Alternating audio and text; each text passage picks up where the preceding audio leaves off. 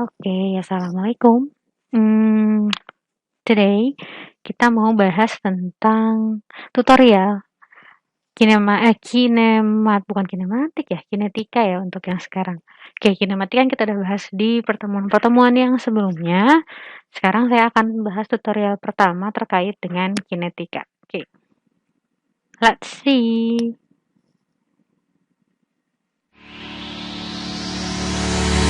Oke, latihan yang pertama kita punya soal kayak gini nih.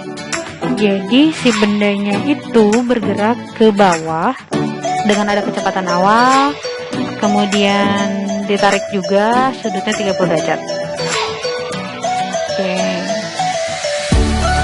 Oke, case-nya seperti ini. Kereta luncur dengan beban berat 500 Newton dipengaruhi gaya yang mempunyai besar yang berubah terhadap waktu, yaitu P sama dengan 200 T. Berubah terhadap waktu, ingat ya, ada 200 T, huruf T di sana, di mana P dalam Newton dan T dalam second. Hitunglah kecepatan kereta luncur dalam waktu 2 second setelah P digunakan. Kecepatan awal kereta luncur adalah 3 meter per second menurut bidang, dan koefisien gesek kinetik antara kereta dan bidang adalah 0,1. So, jadi di sini kita punya keterangan berat dari si keretanya 500 Newton, kemudian gaya yang bergerak di sana 200 T, kemudian kecepatan kereta luncur yang ditanyakannya itu V ketika 2 second, dan kecepatan awalnya di 3 meter per second. Di sini ada pengaruh dari gaya gesek, di mana koefisien gesek kinetiknya yang digunakan 0,3. Oke, let's see. Prosedur menyelesaikan soal kinetika dibahas dari teori yang saya berikan sebelumnya. Jadi ada 3 tahapan. Yang pertama, kita buat dulu diagram benda bebasnya. Yang kedua, buat persamaan gerakannya. Jadi kita jabarkan gayanya, gesekannya, atau di sana ada efek dari pegasnya. Kita jabarkan terlebih dahulu. Kemudian terakhir kita hitung kinematikanya.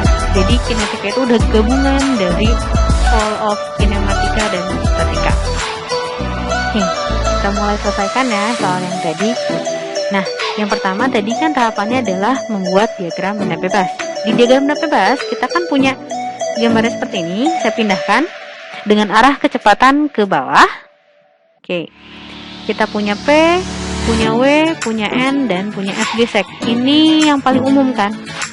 Yang namanya benda bergerak pasti punya berat, dan dia yang mengalami gesekan atau dia adalah benda yang berbeda jenis materialnya akan mengalami yang namanya gesekan.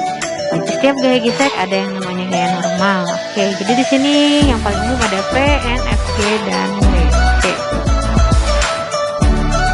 Dari sini kita tentukan sumbu X dan sumbu Y-nya mau bagaimana dan arahnya akan kemana. Yang pertama, saya misalkan jika sumbu Y dan X-nya seperti ini. Oke. Nanti berarti kan FG kita jabarkan ya, jadi FG terhadap sumbu Y dan FG terhadap sumbu X. Sorry, ini harusnya X ya. Dan di sini yang N juga kita jabarkan nih, jadi N terhadap sumbu Y dan N terhadap X. Kemudian yang P juga kita jabarkan, jadi P terhadap sumbu X dan P terhadap sumbu Y, dan W karena dia sudah searah sumbu Y dan X kita biarkan begitu saja. Berarti kita di sini punya berapa gaya? 1, 2, 3, 4, 5, 6, dan 7 gaya. Oke, kita sampingkan dulu yang ini. Kalau seandainya saya rubah sumbu X dan Y nya jadi seperti ini, kita jabarin lagi. Kita cukup menjabarkan yang Y nya aja. Jadi W terhadap sumbu X dan W terhadap sumbu Y. Sisanya sudah perlu kita rubah. So, dari kondisi seperti ini, kita punya berapa gaya? Kita hitung 1, 2, 3, 4, 5. Kita cuma punya 5 gaya. Dan tadi ketika sumbu X dan Y nya tegak, kita punya 7 buah gaya. Menghitung 5 gaya dan 7 gaya lebih cepat mana? Lebih cepat 5 gaya ya. Maka kita putuskan untuk menggunakan sumbu X dan Y yang kita miringkan.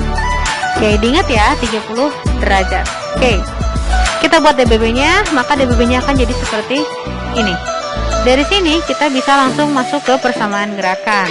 Oke, ini persamaan gerakannya. Kita pindahkan DBB yang tadi. Ingat, arahnya harus selalu kalian cantumkan. Kenapa? Biar nggak lupa sebenarnya arah pergerakan percepatan dan kecepatannya ke sebelah mana sih. Nah, diingat ya, sumbu yang kita gunakan yang miring.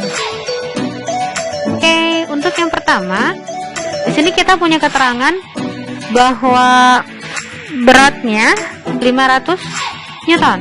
So, kita bisa cari masanya nih. Maka masa itu adalah berat dibagikan dengan gravitasi. Masanya jadi 50,968 kg, atau dibulatin aja jadi 51 kg. Oke.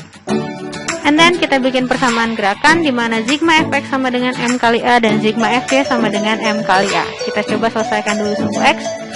Oke, kita lihat sebelumnya arah pergerakan dari kecepatan ini searah dengan sumbu X.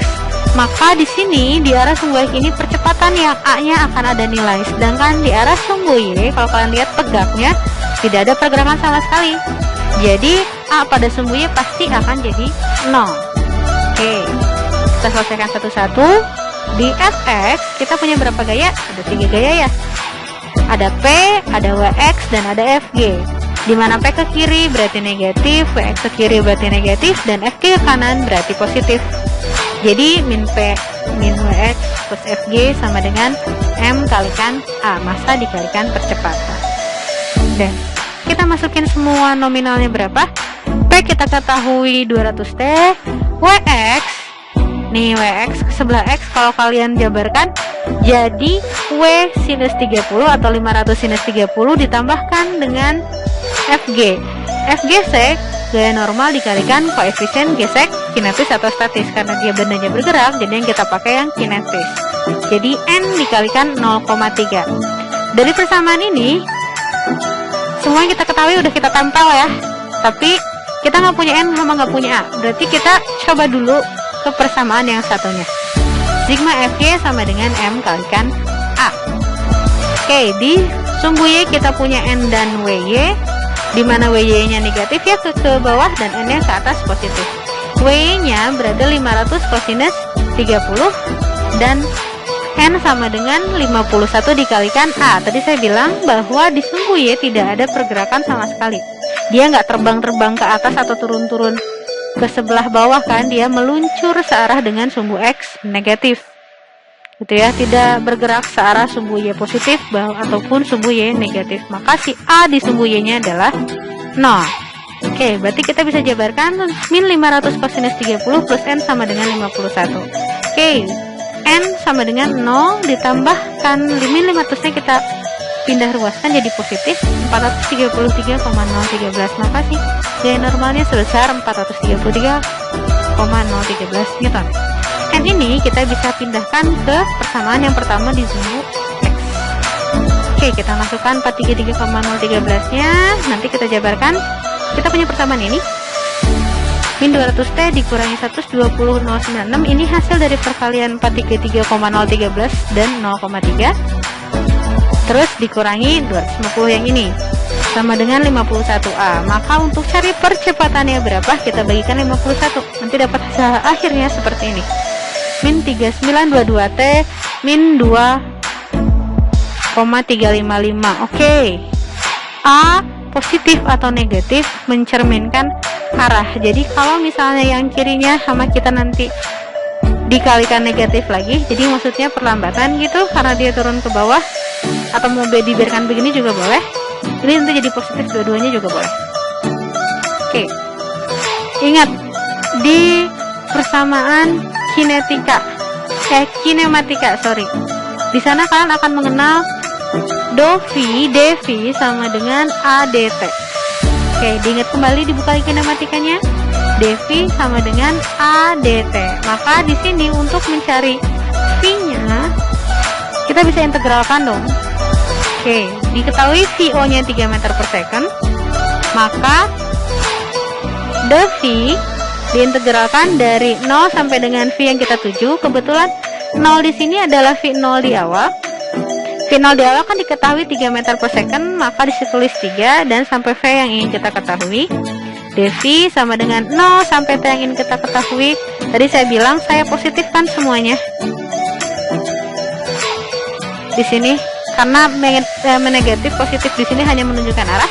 3922T ditambah 2,355 dt, diintegralkan keduanya. Oke, Oke, nanti didapat V sama dengan 1961 T kuadrat ditambah 2,355 T ditambah dengan 3. Diingat kembali sistem integralnya seperti apa, dibuka-buka lagi catatan yang sebelumnya. Oke, yang ditanyakan adalah V ketika T sama dengan 2 second.